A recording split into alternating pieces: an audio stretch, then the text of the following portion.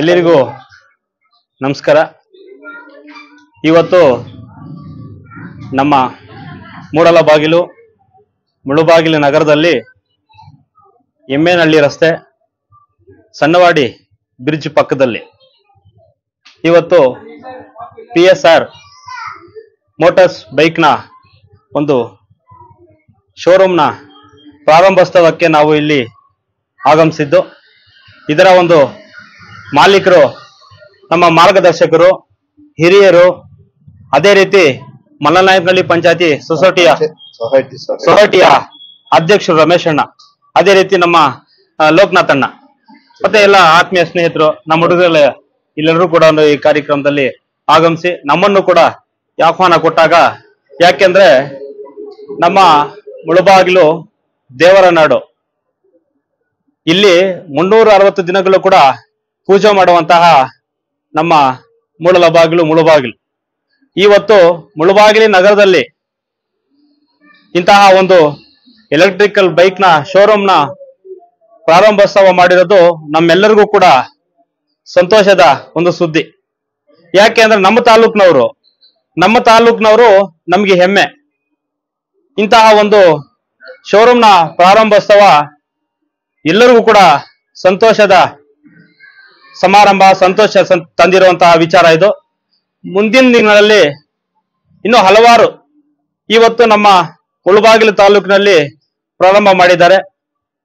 ಮುಂದಿನ ದಿನಗಳಲ್ಲಿ ಇನ್ನು ಪ್ರತಿಯೊಂದು ತಾಲೂಕಿನಲ್ಲಿ ಕೂಡ ಪ್ರಾರಂಭ ಮಾಡಲಿ ಅಂತಾನೆ ನಮ್ಮ ಒಂದು ಆಸೆ, ಭಾವನೆ. ಯಾಕೆಂದ್ರೆ ನಮ್ಮ ತಾಲೂಕಿನವರು, ಇಲ್ಲಿಂದ ನಮ್ದು ಕೂಡ ಕೀಲಾಗಣಿ, ನಾವು ಮುಳುಬಾಲಲ್ಲಿ ಬಂದು ಇದೀವಿ.